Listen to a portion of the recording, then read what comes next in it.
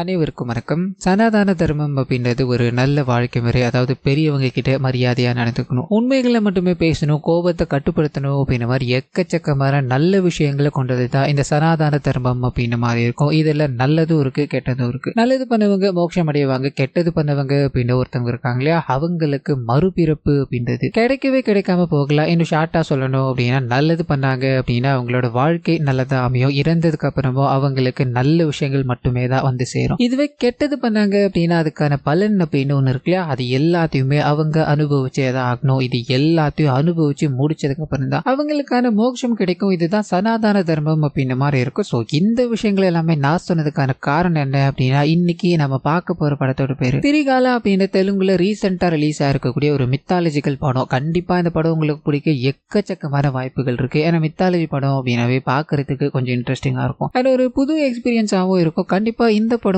இதே மாதிரி ஒரு ஃபீல உங்களுக்கு கிடைக்கும் அப்படின்னு நம்பிக்கையில ஸ்ட்ரைட்டா இந்த கதைக்குள்ள போயிடலாமா? ரைட். இந்த படத்தோட ஸ்டார்டிங் சீன்ல சனாதன தர்மம்னா என்ன, அது எந்த வகையில மக்களுக்கு உதவிக்கிட்டு இருக்கு அப்படின்ற ஒரு பிரீஃபான வாய்ஸ் ஓவர் போய்கிட்டே இருக்க. அப்படியே கட் பண்ண ஒரு குழந்தை, அவங்க பாட்டியோட வீட்டுக்கு வெளியில ஒரு பசுமாடு இருக்கு. அந்த பசுமாடு கூட போய் விளையாடணும் அப்படின்றதுக்காக குழந்தை என்ன பண்ணுது அப்படின்னா அங்கேயும் இங்கேயும் ஓடிக்கிட்டே இந்த மாடை கூப்பிட்டுக்கிட்டே இருக்கும்போது இந்த மாடு இவங்களை மதிக்கிற மாதிரி தெரியல. அதாவது அந்த மாடு பாட்டு தன்னோட வேலையை பார்த்துக்கிட்டே இருக்கும்போது குழந்தைக்கு சின்னதா ஒரு வருத்தம். இதனால தன்னோட பாட்டி கிட்ட போறாங்க, நடந்த விஷயங்கள் எல்லாத்தையுமே சொல்றாங்க. அந்த மாட்டை துன்புறுத்தி தான் நான் விளையாட வைக்க போறேன் அப்படின்ற மாதிரி குழந்தை தன்னோட வாயால பேசிக்கிட்டே இருக்கும்போது பாட்டி இதை அப்படியே தடுக்கிறாங்க. ஏன்னா குழந்தை பேசிக்கிட்டு இருக்க விஷயங்கள் அந்த மாதிரி ஒரு பசுமாட்டை துன்புறுத்தணும் அப்படின்றது என்னைக்குமே பண்ணவே கூடாதுமா. அது நம்மளோட கடவுள். அண்ட் கடவுளை யாராவது துன்புறுத்துவாங்களாமா? கர்மா பலன் அப்படின்னு ஒண்ணு இருக்கு, அது என்னைக்கா இருந்தாலும் நம்மள பாதிக்க செய்யுமா. இதே மாதிரி நம்மளோட புராண கதைகள்ல ஒரு விஷயம் இருக்கு. அந்த கதையை நான் உனக்கு சொல்லவான்னு கேட்டுட்டு சின்னதா ஒரு பிளாஷ்பேக் உள்ள கொண்டு போக ஆரம்பிக்கிறாங்க. ஒரு பெரிய ஜமீன்தார் இருக்காரு, அவருக்கும் அவரோட மனைவிக்கும் கல்யாணம் ஆகி பல வருடங்கள் ஆயிடுச்சு. அதுல 2 பேருக்குமே குழந்தை பாக்கியம் அப்படின்றது இல்லவே இல்லை. இதனால ஜமீன்தாரோட மனைவி நிறைய இடங்களுக்கு போக ஆரம்பிக்கிறாங்க. அந்த சமயத்துலதான் காட்டேரம்மா அப்படின்ற ஒரு அம்மன் இவங்க வழிபடணும் அப்படின்ற மாதிரி போக ஆரம்பிக்கிறாங்க. கடவுளுக்கு தேவையான விஷயங்கள் எல்லாத்தையும் படைச்சிட்டு அடுத்த நாள் போகும்போது கடவுளோட கால் தடம் இருக்கு இல்லையா, அது இவங்க வச்சுட்டு போன படையல்ல தெரிய ஆரம்பிக்குது. சோ கடவுள் நம்ம வைக்கிற விஷயங்கள் எல்லாத்தையும் ஏத்துக்கிட்டாங்க அப்படின்ற மாதிரி அந்த இடத்துல நிறைய முறை நிறைய விஷயங்களை பண்ணிக்கிட்டே இருக்கும்போது இதுக்கு அப்படியே ஆப்போசிட்டா இவங்களோட கணவர் என்ன பண்றாரு அப்படின்னா, உங்களுக்கு குழந்தை பிறக்கணும் அப்படின்னா ஒரு பசுமாட்டை நீங்க பலி கொடுத்தாகணும் அப்படின்ற மாதிரி சொல்ல அவர் அந்த வேலையுள்ள போக ஆரம்பிக்க இந்த அம்மாக்கு, அதாவது இவரோட மனைவிக்கு இது தெரியுது. பசுமாடு அப்படின்றது கடவுளை வழிபட்டுக்கிட்டு இருக்க ஒரு விஷயம், அதை சாகடிக்க கூடாது அப்படின்ற மாதிரி இவங்க வேக வேகமா இதை தடுக்கணும்னு போகும்போது ஆனா இது எல்லாமே நடந்து முடிஞ்சிருது. அதாவது இவங்களோட கண்ணு முன்னாடியே பசுமாடு துடி துடிக்க இறந்து போகுது அப்படின்ற மாதிரியும் அந்த ரத்தம் இருக்கு இல்லையா, அந்த ஜமீன்தாரோட முகத்தில் நடிக்கும் போது இங்கே இவர் ஒரு பெரிய பெரிய பாவத்தை பண்ணிட்டார். இந்த பாவத்தோட வெளிப்பாடு தான் இவங்களுக்கு பிறக்கிற குழந்தைன்னு ஒண்ணு இருக்கு இல்லையா, அது நிறைய குறைபாடுகளோட பிறக்க ஆரம்பிக்குது. ஜமீன்தாரோட ஃபேமிலி மொத்தமும் ஒரு மாதிரி சோக கடல்ல மூழ்கி இருக்கும் போது ஊருக்குள்ள இவர் பண்ண பாவத்தால நிறைய விஷயங்கள் நடக்க ஆரம்பிக்குது. முதல் விஷயம், நிறைய பேர் இறந்துகிட்டு இருக்காங்க. அண்ட் 2வது விஷயம், ஊர் மக்கள் யாருக்குமே தண்ணீர் முதற்கொண்டு உணவு வரைக்கும் கிடைக்கவே இல்லை. எல்லாருமே வறுமையினோட விளிம்புல இந்த மொத்த கிராமமும் தத்தளிச்சுக்கிட்டே இருக்கும்போது இந்த ஜமீன்தாரோட மனைவி என்ன பண்றாங்க அப்படின்னா, அந்த காட்டேரம்மா கடவுள் இருக்காங்க இல்லையா, அவங்கள போய் வழிபட ஆரம்பிக்கிறாங்க. அவங்களுக்கு ஒரு கல் மாதிரி அனத்தை ஒன்னத்தை கட்டி நடக்கிற விஷயங்கள் எல்லாமே நல்லதா நடக்கணும் அப்படின்ற மாதிரி வேண்டிக்கிட்டே இருக்கு. இந்த விஷயம் ஊர் மக்கள் எல்லாரும் ஃபாலோ பண்ண ஆரம்பிக்க கொஞ்சம் கொஞ்சமா அந்த ஊருக்கு நிறைய விஷயங்கள் திரும்பி வர ஆரம்பிக்குது. மக்கள் எல்லாரும் சந்தோஷப்பட்டுக்கிட்டு இருக்காங்க. ஆனா இந்த ஜமீன்தாரோட குடும்பம் இருக்கு இல்லையா, அந்த பசுமாட்டை கொண்ட பாவம் அப்படின்றது அவங்கள விடவே கிடையாது. எல்லா தலைமுறையிலயும் ஒரு குழந்தை குறைகளோட தான் பிறந்துகிட்டு இருக்கு அப்படின்றது எல்லாத்தையும் இங்க சொல்லிக்கிட்டே இருக்கும்போது கட் பண்ணா பிரசன்ட்ல சங்கராபள்ளி அப்படின்ற ஒரு கிராமம். அந்த கிராமத்துல பல மர்மமான மரணங்கள் ஏற்பட்டுக்கிட்டே தான் இருக்கும். இது இங்க ஒரு வாடிக்கையா போய்கிட்டே இருக்கு. இப்ப கூட 2 மர்மமான மரணங்கள் ஏற்பட்டிருக்கு. முகமெல்லாம் செதஞ்சு போன நிலையில இருக்கும்போது இதை மீடியாக்காரங்க கவர் பண்றாங்க. இந்த ஊர்ல நடந்துகிட்டு இருக்க பல மர்மமான மரணங்கள்ல இதுவும் ஒண்ணுதான் அப்படின்ற மாதிரி அவங்க செய்தியில பேசிக்கிட்டே இருக்கும்போது பேரலா இந்த இடத்துக்கு போலீஸ்காரங்க வந்து விசாரணை பண்ணிக்கிட்டு இருக்காங்க இல்லையா, இதே சமயத்துல ஒரு சைக்காட்டிஸ்ட் உள்ள வர ஆரம்பிக்கிறாங்க. இங்க நடக்கிற விஷயங்கள் ஒவ்வொன்னா பார்த்துக்கிட்டே இருக்கும்போது அந்த இடத்துக்கு கரெக்டா ஒரு சைக்காட்டிஸ்ட் என்டர் ஆகுறாங்க. உள்ள போய் இந்த விஷயங்கள் எல்லாத்தையும் கவனிக்கணும் ட்ரை பண்ணும்போது போலீஸ்காரங்க மறுக்கிறாங்க. இவங்களை இங்க இருந்து துரத்துறாங்க அப்படின்ற மாதிரியோ இவங்க போக்கிட்டே இருக்கும்போது இவங்களோட கண்களுக்கு ஒரு வித்தியாசமான ஒரு மாஸ்க் ஒன்று தெரியுது. அதை இவங்க எடுத்து பார்த்துக்கிட்டே இருக்க அப்படியே காப்பானா ஒரு சில நாட்களுக்கு முன்னாடி அப்படின்ற மாதிரி இந்த படத்தோட நாயகனான சிவா அப்படின்றவர் தன்னோட அப்பாவுக்கு பிறந்த நாள் பரிசா ஒரு சர்ப்ரைஸை பிளான் பண்ணிட்டு அந்த சர்ப்ரைஸ் எல்லாத்தையும் பக்காவா பண்ணிட்டு சொல்லிட்டு அவரோட கைகள்ல ஒரு போனை கொடுக்குறாரு. உங்களுக்காக நான் எதுவுமே பண்ணதில்லைப்பா, ஏதோ என்னால முடிஞ்சதுப்பா. அந்த போனை கொடுக்கும்போது அது ஃபுல்லா டச்சா இருக்கு. அப்பாக்கு இது யூஸ் பண்ணி பழக்கமே கிடையாது. இதனால ஒரு சில நாட்கள் நாயகன் கிட்ட கொடுத்து அதை எப்படி யூஸ் பண்ணணும், அது இதுல என்னென்னலாம் பண்ணலாம் அப்படின்ற விஷயங்கள் எல்லாத்தையும் கேட்டு தெரிஞ்சுக்கிட்டே இருக்கும்போது அந்த போனுக்கு ஒரு கால் வர ஆரம்பிக்குது. அப்பாவுக்கு புது சிம் போட்டு தான் கொடுத்துருப்பா இல்லையா. இந்த சிம் ஏற்கனவே நிதி அப்படின்ற ஒரு பெண் வச்சிருந்தாங்க போல. இப்போ இது இவங்க கிட்ட வந்ததால நிதி கிட்ட பேசணும் அப்படின்ற மாதிரி ஒரு மர்ம நபர் போன் பண்ணி ரொம்ப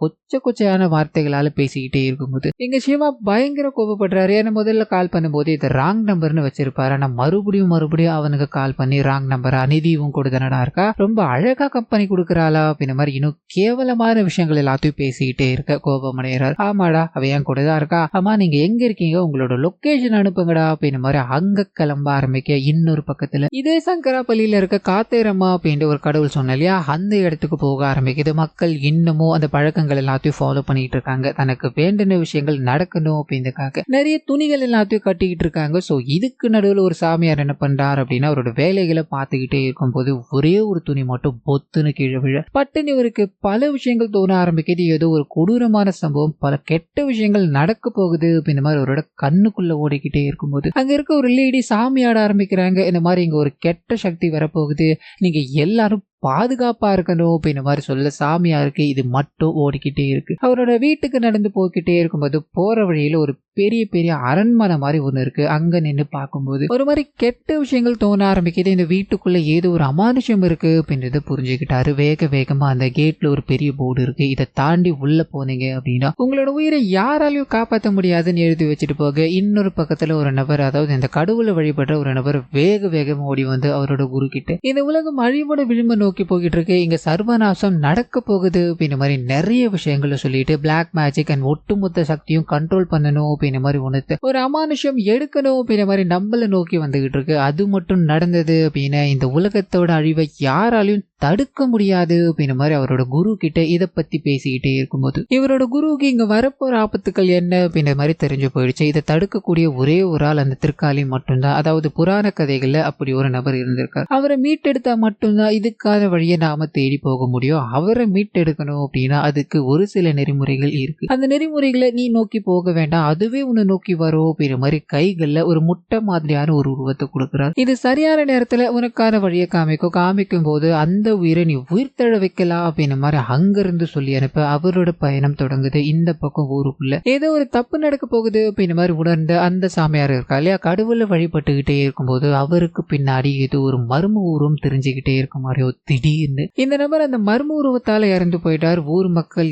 எல்லாரும் பயப்பட ஆரம்பிக்கிறாங்க. ஏன்னா இது ஒரு ஆபத்து வரப்போகுது அப்படின்ற மாதிரி முதல்ல சொன்னாங்க. இப்போ இவரே இறந்து போயிட்டார். இதுக்கு மேல இங்க என்ன நடக்க போகுதோ அப்படின்ற மாதிரி பயத்துல இருக்க ஊருக்குள்ள அந்த கடவுள் எல்லாத்தையும் வழிபட்டிருப்பாங்க இல்லையா, அவங்களுக்கு நடக்கணும் அப்படின்ற மாதிரி ஆசைகள் எல்லாத்தையும் கடவுள்கிட்ட எழுதி கட்டியிருப்பாங்களே, அப்படி கட்டப்பட்டவங்க எல்லாருமே ரொம்ப கொடூரமான முறையில இறந்து போய்கிட்டே இருக்க ஊர் மக்கள் அஞ்சு நடுங்க ஆரம்பிக்கிறாங்க. ஊர் பெரிய மனுஷங்களா கூடி இங்க என்ன பண்ணலாம், இது எப்படி தடுக்கலாம் அப்படின்ற விஷயங்களை யோசிச்சுக்கிட்டே இருக்கும்போது இன்னொரு பக்கம் அந்த சிவா கிட்ட போக ஆரம்பிக்குது. அவர் ஒரு நபருக்கு போன் பண்ணி லொகேஷன் அனுப்புறான்னு சொன்னார் இல்லையா, அது ஒரு காலேஜ் கிட்ட போக ஆரம்பிக்குது. அங்க போகும்போது ஒரு 4-5 ரவுடி பசங்க நிதி எங்க இருக்கா, ஆமா அந்த போன் எடுத்தது நீதானா அப்படின்ற மாதிரி மறுபடியும் நாயகனை வம்பு இழுக்கும் போது அங்க இருக்க எல்லாரையும் அடிச்சுட்டு இவர் கிளம்ப ஆரம்பிக்க இந்த விஷயம் அந்த நிதி அப்படின்ற ஒரு உண்மையான கேரக்டர் இருக்காங்க இல்லையா, அவங்களுக்கு தெரிய ஆரம்பிக்குது. இதே நம்பருக்கு கால் பண்ணி எனக்கு ரொம்ப நாளா பிரச்சனை கொடுத்துக்கிட்டு இருந்தாங்க, நீங்க இதை ஷார்ட் அவுட் பண்ணிட்டீங்க, நன்றி சொல்லாம போயிட்டா தப்பாயிடும், இதனால மணிக்கு ஒரு முறை போன் பண்ணி ரொம்ப நன்றிங்க, எனக்கு நல்ல வேலை பார்த்தீங்க அப்படின்ற மாதிரி பேசிக்கிட்டே இருக்கும்போது நாயகனுக்கு இது ஒரு மாதிரி உறுத்திக்கிட்டே இருக்கு.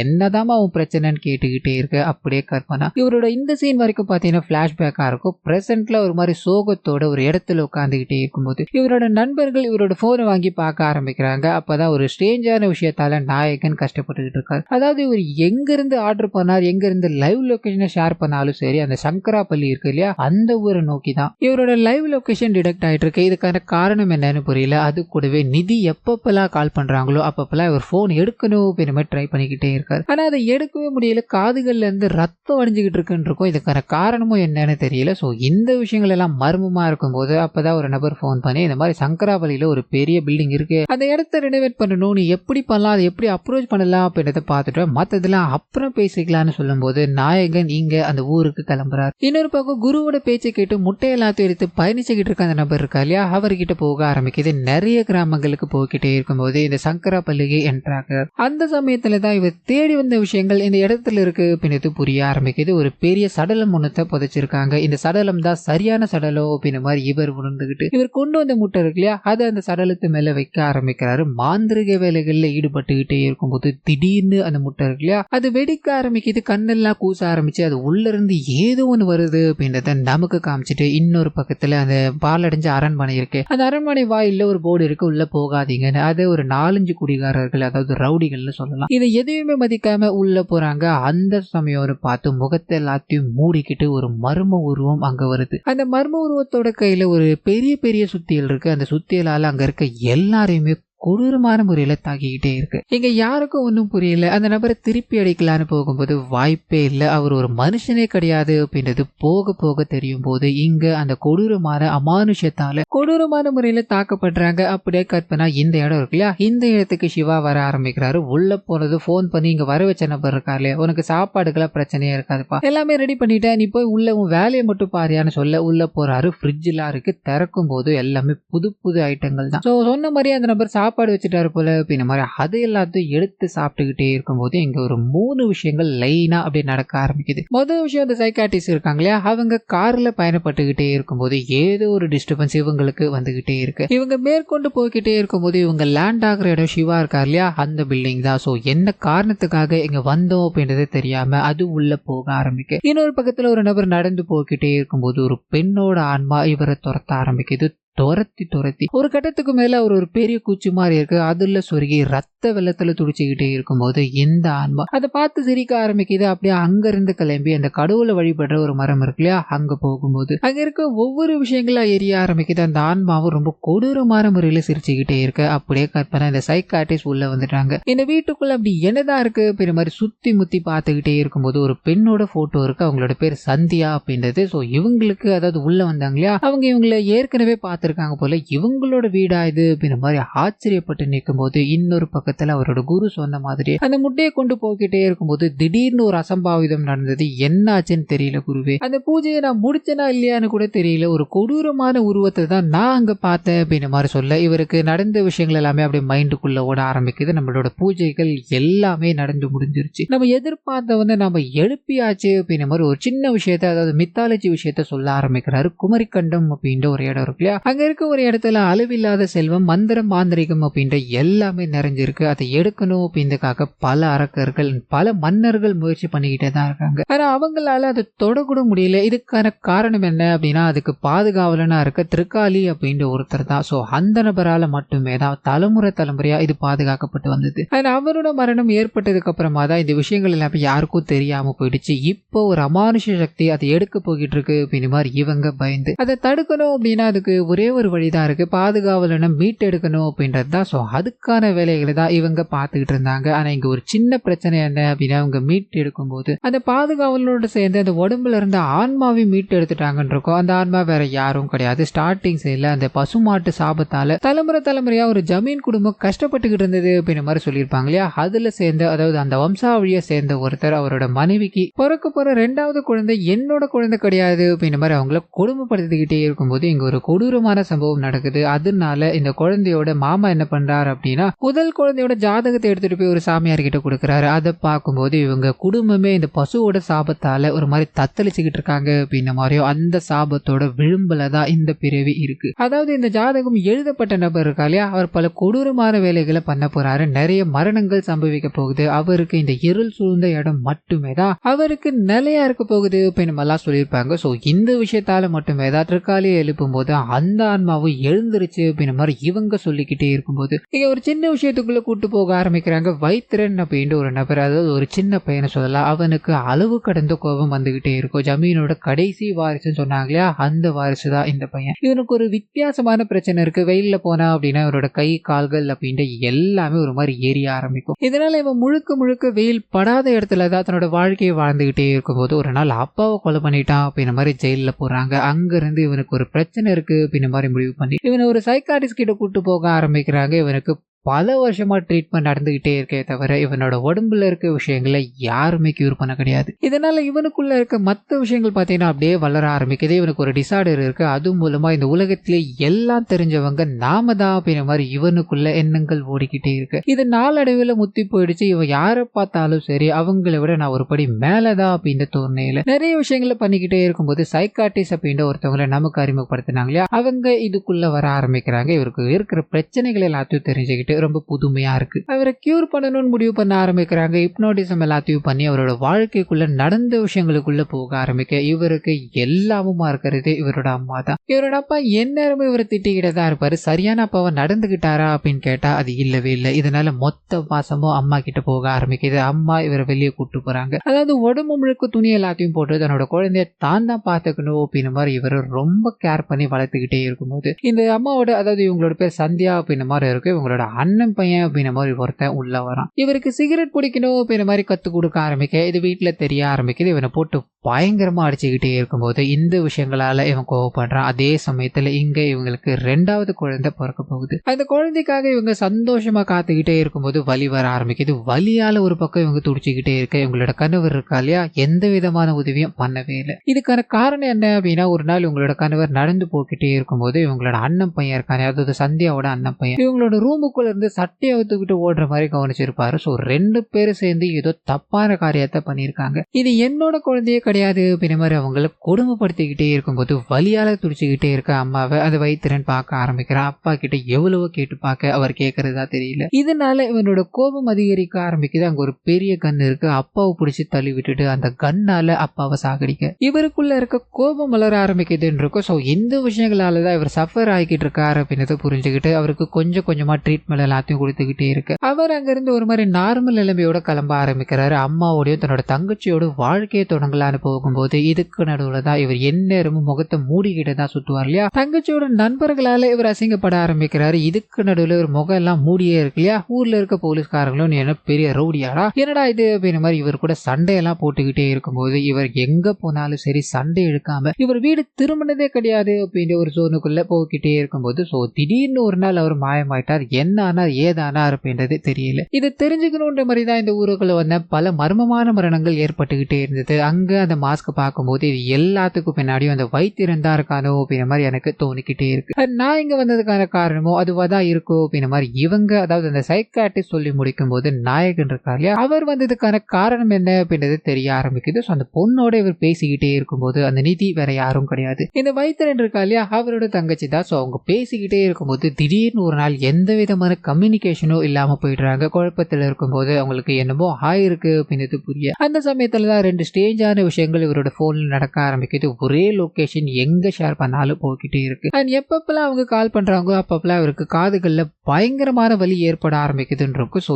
இந்த விஷயங்கள் எல்லாமே எல்லாரும் பகிர்ந்துகிட்டே இருக்கும்போது அந்த இடத்துக்கு ஒரு பெரிய மனுஷன் ஒருத்தர் என்ட்ராகிறார். இவர் தான் இங்க இருக்க வேலை எல்லாத்தையும் நாயகன் கிட்ட கொடுத்தாருன்னு இருக்கும். உள்ள வரும்போது இங்க ஒரு பெரிய அமானுஷம் சுத்திட்டு இருக்கு அப்படின்ற மாதிரியோ, உள்ள வந்தது தான், வெளியே போகணும் அப்படின்னா அவங்க இறந்து போயிடுவாங்க. ஸோ இந்த இடத்துக்கு வந்து அவர் மாட்டிக்கிட்டார் அப்படின்ற விஷயம் தெரிய ஆரம்பிக்குது. ஐயோ உண்மையாவே இந்த இடம் உண்டுதானா இல்ல வேற யாருக்கிட்ட வந்து வாங்கலையா, உண்மையை சொல்லியான்னு கேட்கும்போது இவரோட பாயிண்ட் ஆஃப் வியூல வந்து பிளாஷ்பேக் உள்ள போக ஆரம்பிக்குது. இந்த சந்தியா இருக்காங்க இல்லையா வைத்தியனோட அம்மா, அவங்க இந்த நபர்கிட்ட நிறைய பணம் வாங்கிட்டாங்க. இதனால பணத்தை கொடு இல்லைன்னா ஒரு நாள் என் கூட வந்துட்டு போயாமா அப்படின்ற மாதிரி கொச்சையான வார்த்தைகளால அவர் பேசிட்டு போகும்போது இந்த விஷயத்தை எதிர்ச்சியா வைத்தியன் உள்ள வரும்போது கவனிக்கிறார். அவர் வந்துட்டு போன விஷயங்கள் என்ன அப்படின்றது புரியாம இவர் நின்றுகிட்டே இருக்கும்போது இவர் கூடவே பார்த்தீங்கன்னா இந்த வைத்தியனோட மாமா பையன் ஒருத்தர் இருக்கான். அதாவது பிளாஷ்பேக்ல கூட இவனுக்கு சிகரெட் பிடிக்கிற மாதிரி கத்து கொடுத்தா இல்லையா, அந்த நபர் இன்ன வரைக்கும் இவங்களோட தான் டிராவல் பண்ண ஆரம்பிக்கிறாரு. இவருக்கு எதிர்மறையான விஷயங்களை பண்ணிக்கிட்டே இருக்கும்போது வைத்தியனுக்கு இது சுத்தமா பிடிக்கல. இதனால அவரோட கழுத்து பிடிச்சிட்டு போகும்போது இவருக்கு